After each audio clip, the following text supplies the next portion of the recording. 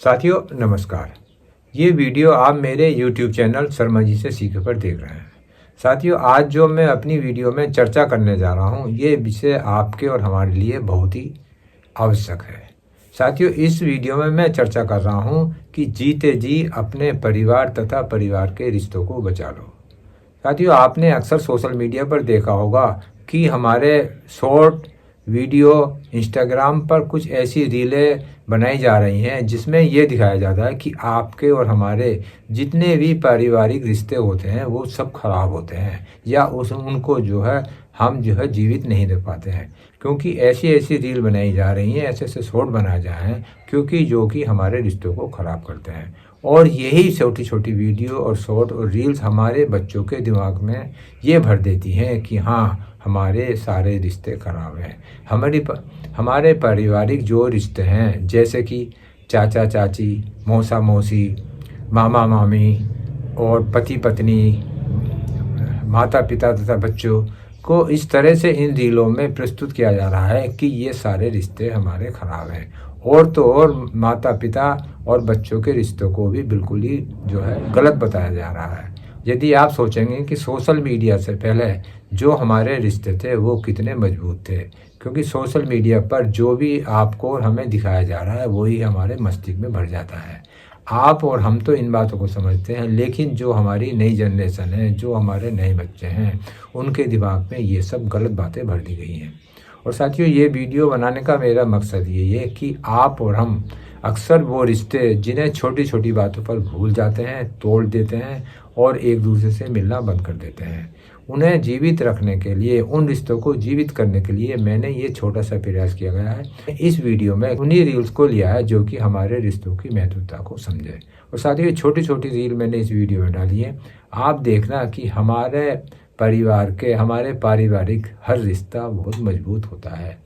बुआ के रिश्ते को इन रीलों में इस तरह से दिखाया जाता है कि बुआ से बढ़कर बुरा कोई नहीं होता है, परंतु आप इस वीडियो को देखकर समझ जाएंगे कि बुआ कौन है तथा उसने आपके तथा आपके परिवार के लिए क्या क्या त्याग किया है। रिश्तेदारों पे फिर आप रील बनाएंगे। हमारे बड़े बैठे हैं, वो आजकल बुआ जी के ऊपर रील चल रही है। वो देखा घर तोड़ने वाली कौन? बुआ जी। मैंने कहा बेटा ये बुआ जी की परिभाषा मैं भी बता दूं, आप तो बल्कि हरियाणा से हो, यहाँ का नियम भी है। मैंने कहा ये बुआ जी वो है जो अपने 2.5 करोड़ का हिस्सा तेरे पापा जी को छोड़ के गई। जिस बुआ जी को एक सूट के ऊपर तुम बता रहे हो ना अगले घर के, ये बुआ जी वो है।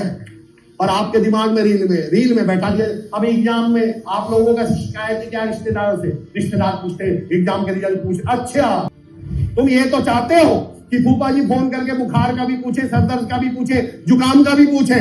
वही फूफा जी एग्जाम का पूछ ले तो रिश्तेदार टांग अड़ाते हैं। जॉन एलिया साहब का एक शेर सुना देता हूँ, ये जो तुम आसमान में तकते रहते हो, कोई रहता है आसमान में क्या? और हमको तो कोई पूछता ही नहीं। यही होता है खानदान में क्या? जिस दिन पूछना छोड़ देंगे ना रिश्तेदार और ये दोस्त, ये लोग, अकेले होके मर जाओगे। अब मैं आपको इस वीडियो में वो रील्स दिखा रहा हूँ या शॉर्ट दिखा रहा हूँ जिससे कि हमारे रिश्ते मजबूत होते हैं और बने रहते हैं। अरे भैया आप आ गए? हाँ कैसे नहीं आता, जन्मदिन है तेरा। नहीं भैया वो भाभी आपको। अरे छोड़ो ना, उसका क्या, वो तो कुछ भी बोलती है। उसके बोलने से क्या एक भाई अपने बहन से मिलना छोड़ देगा?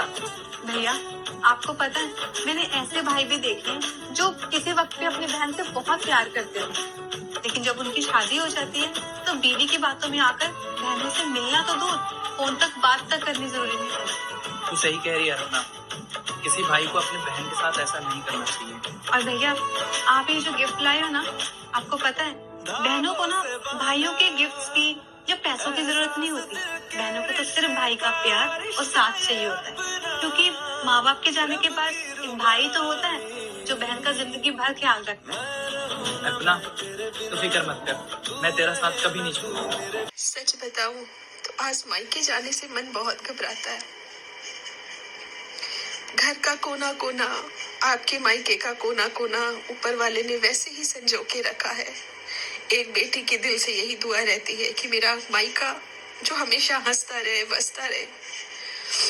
पर एक कमी, अब वहां जाने से बहुत मन घबराता है उस कमी की वजह से, क्योंकि वहां आज सब कुछ वैसे का वैसा ही है, पर आपके पापा वहां नहीं है। आज मेरे पास पैसे है लेकिन पिताजी नहीं है, और तेरे पास पिताजी है लेकिन पैसे नहीं है। तो सोच, हम दोनों में से ज्यादा धनवान कौन है? पता है, जब तक बेटा अपने पैरों पे खड़ा नहीं हो जाता ना, तब तक बाप उसे पालता है। और जब बेटे की बारी आए ना बाप को पालने की, और पता चले कि बाप नहीं है, तो बहुत दुख होता है यार। अरे बाप होता है ना बाप, इसका कर्ज कोई नहीं चुका सकता यार, कोई नहीं चुका सकता।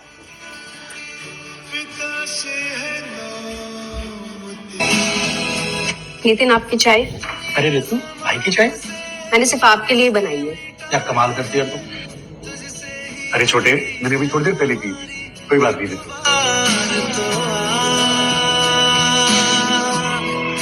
अरे रितु, तू क्या बना रही है आज खाने में? राजमा बना रही हूँ। पर रितु, तेरे भैया तो राजमा खाते ही नहीं है। नितिन को पसंद है ना, इसलिए बना रही हूँ। अरे खा लूंगा मैं।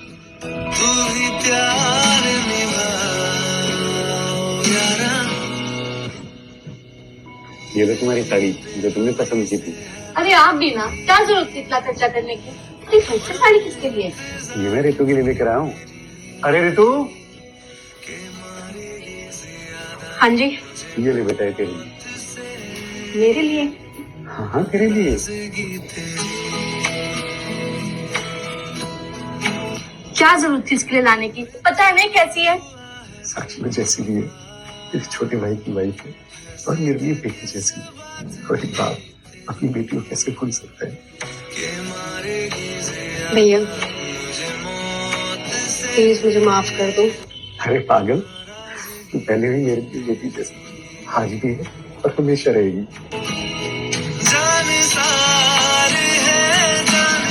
बाप है, आपका भाई ही आपका भाई है। सो जस्ट आपका परिवार और आप खुद आपके लिए बहुत होते हैं। बाहर कोई आपके लिए कुछ नहीं कर सकता। परिवार बहुत जरूरी है भाई, कुछ भी हो जाए, जब आप पे कोई मुसीबत बनती है तो आपके भाई बहन ही खड़े होंगे, आपके माँ बाप खड़े होंगे। इसके अलावा किसी से उम्मीद नहीं करिएगा।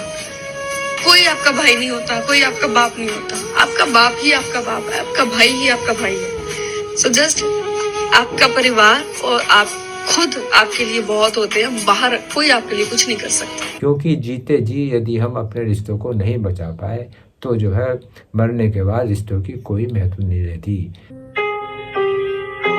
सुनो, पापा का श्राद्ध है, पंडित जी आने वाले हैं, आप जल्दी से नहा लो। हाँ ठीक है।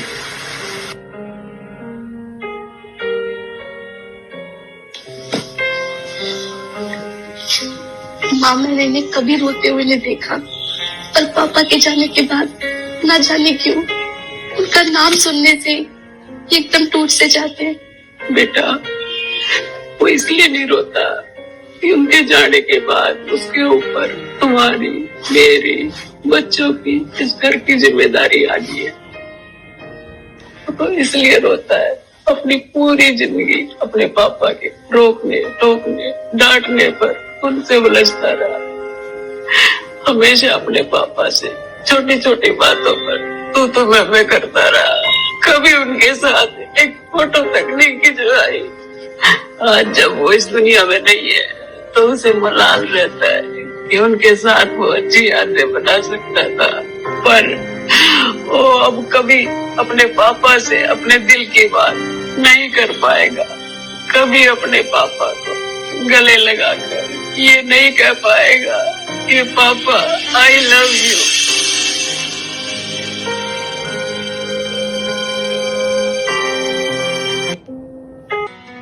देख छोटे, ये कोने वाला खेत मेरा और उधर वाला तेरा। ठीक है भैया। और सुन, ये वाला फ्लोर मेरा है, नीचे वाला तेरा है। ठीक है भैया। और हाँ, ये गाड़ी पापा की आखिरी निशानी है, तो ये मैं रखूंगा। भैया, अभी तक आपने जो जो कहा, जैसे जैसे कहा, मैंने सब मान लिया। भैया, ये पापा की आखिरी निशानी है, इसे तो मैं ही रखूंगा। ऐसे कैसे रखेगा तू? इस घर का बड़ा लड़का हूं मैं, तो इस गाड़ी पर हक भी मेरा है। भैया, कुछ भी हो, ये गाड़ी तो मैं ही रखूंगा। पापा तो वो मेरे भी थे। तू ऐसे नहीं मानेगा।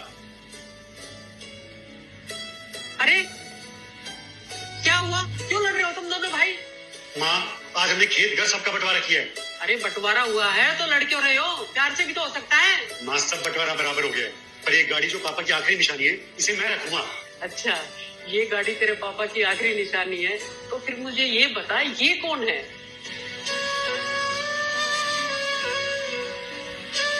क्या हुआ? चुप क्यों हो गया? क्या ये तेरा सगा छोटा भाई तेरे बाबूजी की आखिरी निशानी नहीं है? माँ, मुझे माफ कर दो, मैं पैसों के लालच में रिश्तों को भूल गया।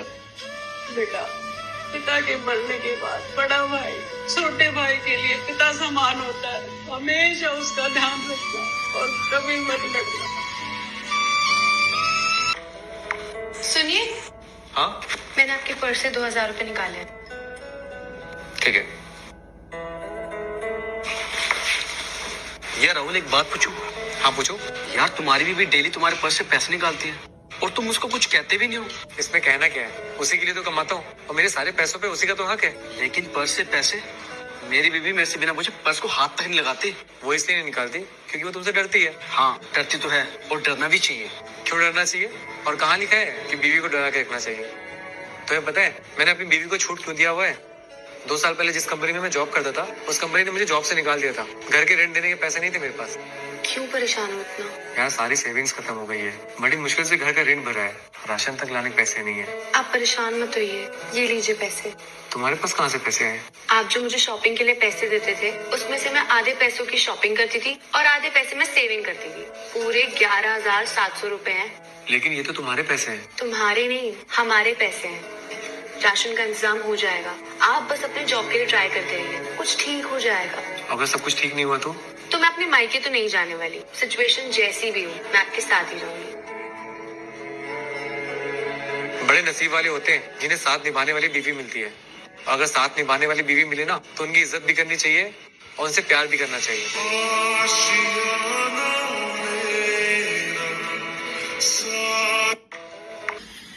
सुनते हो? हाँ, क्या हुआ? मुझे ना कुछ पैसे की जरूरत है, तो मुझे आप दे दोगे क्या? अरे क्यों नहीं दे देंगे, पर ये बताओ हाँ? कि तुम मुझसे क्यों पूछती हो बात बात पे पैसों के लिए? क्यों नहीं पूछूंगी, आप मेरे पति हो, आपसे नहीं पूछूंगी मैं। पूछने की जरूरत तब पड़ती है जब इंसान खुद कुछ न करता हो। तुम मुझसे ज्यादा कमाती हो और फिर भी आके छोटे छोटे पैसों के लिए, खर्चों के लिए मुझसे बात करती हो। ये मेरा अधिकार है, आप मेरे पति हो। मैं आपसे जब तक नहीं पूछती हूँ ना, मुझे अजीब सा लगता रहता है, और ये मेरा अधिकार, आप मुझसे नहीं छीन सकते हो। तुम ना तो अपने पैसों का हिसाब रखो कि तुम्हारे पास कितना पैसा है, कौन सा अकाउंट में है, तुम्हारे सारे पैसे कहाँ है, मैं खर्च कर रहा हूँ या मैंने किसी को दे दिए, वो भी तुम नहीं पता रखती हो। क्या जरूरत है पता रखने की? मुझे नहीं लगता कि मुझे इन चीजों की जिम्मेदारी लेने की जरूरत है। आप हो ना। और सबसे पहली बात, जिस दिन मेरी शादी हुई थी ना, मेरे जीवन का आधा भार आप संभालने के लिए हो गए थे। मेरी जिम्मेदारियां सारी आप उठाते हो, तो पैसे का हिसाब मैं आपसे लूंगी, और वो पैसा भी आपका ही है।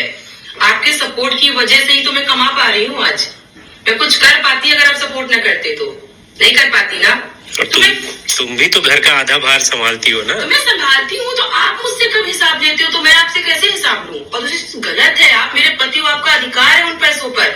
मुझे पता है कि वो पैसा कहीं गलत जगह इस्तेमाल नहीं करोगे, घर की जिम्मेदारियां उठाने पे ही करोगे। तो मैं क्यों पूछूंगी आपसे? आपका ही पैसा है, आपकी ही पत्नी हूँ।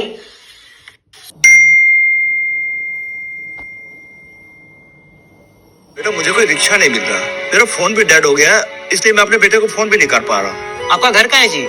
सेक्टर 22। ठीक है, मैं आपको छोड़ देता हूँ, बैठिए। पापा सेक्टर 22 हमारे घर से बहुत दूर है। अरे तो क्या हो गया यार, थोड़ा घूम लेंगे।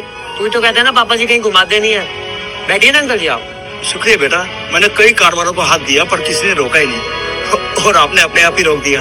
क्या ना अंकल जी, मैं लोगों को देख कर ही उनकी परेशानी समझ जाता हूँ। बैठो आप।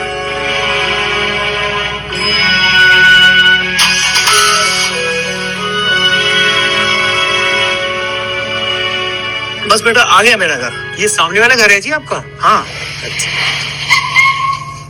एक बार और बहुत बहुत शुक्रिया बेटा। कोई बात नहीं अंकल जी, तुम भी अपने पापा की तरह अच्छे इंसान बनना। ओके जी, बाय। अपना ध्यान रखो आप। बाय बेटा। बाय।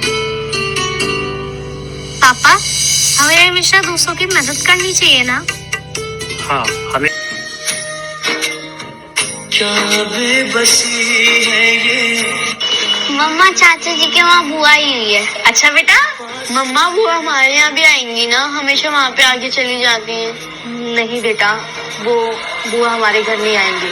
पर मम्मा वो पापा की भी तो बहन है। बेटा तेरे पापा और बुआ की लड़ाई हो रखी है और पता नहीं ये लड़ाई कब खत्म होगी। अगर तुझे इतनी दिक्कत है ना मेरे घर आने में तो बता दे, मैं भी नहीं आऊंगी तेरे घर। अरे पर मेरी कुछ मजबूरी थी, मेरी बात तो सुन। मुझे कुछ नहीं सुनना। पापा, कितनी अजीब बात है ना कि आप हमें सिखाते हो कि एक दूसरे पे गुस्सा नहीं करना, साथ मिलकर रहना है, पर दादा दादी ने आपको नहीं सिखाया कि बुआ और आप साथ मिलकर रहो। नहीं बेटा, ऐसी बात नहीं है। हर माँ बाप चाहते हैं कि उनके बच्चे हमेशा साथ रहें, हमेशा खुश रहें, लेकिन बड़े होने के बाद ना ईगो इतनी बड़ी हो जाती है कि रिश्ते छोटे पड़ जाते हैं। चलो बच्चों, कहाँ जा रहे हो? अपने घर को छोड़कर अपने बच्चों की बुआ और अपनी बहन को मनाने। अनु, भाई मुझे माफ कर दे भाई।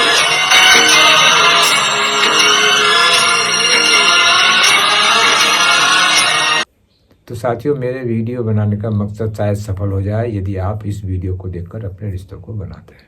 पारिवारिक रिश्तों को बचाने की कोशिश मैंने की है और एक छोटी सी वीडियो बनाई है तथा उन रिश्तों को बचाने पर चर्चा की है।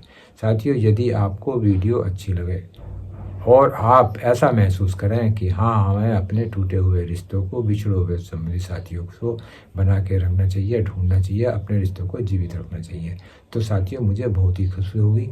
और मेरा सबसे पुनः ये है कि आप आज से ही अपने टूटे हुए रिश्तों को बनाएं और पिछली बातों को भूलकर अपने नए रिश्तों को जीवित रखें।